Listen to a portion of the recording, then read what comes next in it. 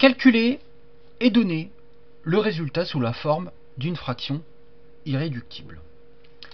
Alors là, l'expression grand F correspond au produit de deux quotients, le quotient de moins 4 par 3 et le quotient de moins 5 par moins 2. Alors quand on a affaire à un produit, c'est beaucoup plus simple que si c'était une addition ou une soustraction.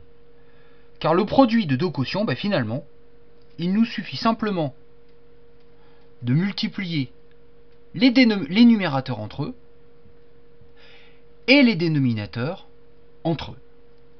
C'est-à-dire qu'en fait, faire cette opération revient tout simplement à considérer comme résultat le produit de moins 4 par moins 5 concernant le numérateur et de 3 par moins 2 concernant le dénominateur. Vous remarquez que j'ai mis des parenthèses pour éviter que le signe fois touche le signe moins. Pareil en dessous. Bon voilà. Question, combien vaut moins 4 fois moins 5? On retient que pour la multiplication, la stratégie c'est deux signes, deux nombres, le produit de deux nombres de même signe donne un nombre positif. Moins 4, signe négatif, moins 5, signe négatif, donc leur produit, ça donnera un signe positif. On peut aussi dire, moins par moins, ça fait plus.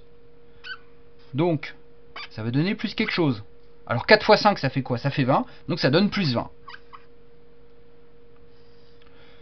Concernant les dénominateurs, le produit de deux nombres de signes différents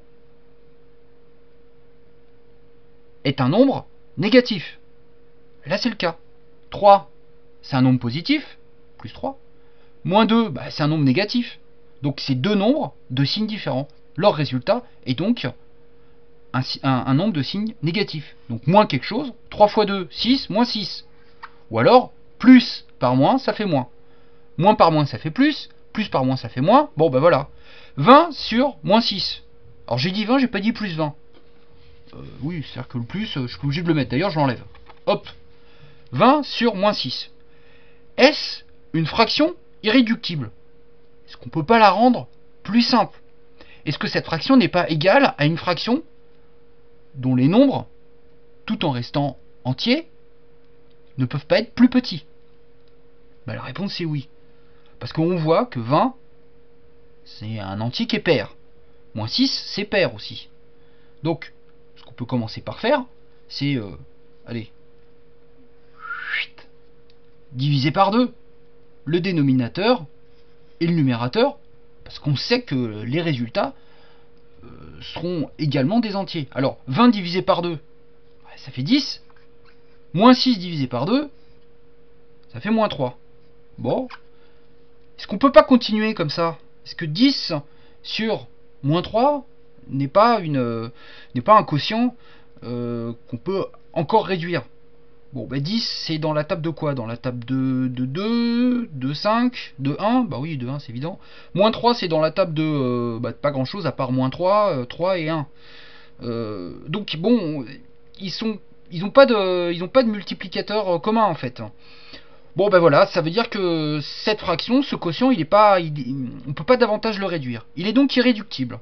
Voilà, j'en ai donc terminé. Alors, je peux écrire encore plus simplement. Enfin, j'ai tenté qu'on puisse dire que c'est plus simple, mais bon, l'usage veut que le signe moins, on le met plutôt devant notre quotient. Donc voilà, 10 sur moins 3, c'est moins 10 tiers. Et là, je peux encadrer. Et voilà, c'est fini. Bon, votre jouer. Bon courage.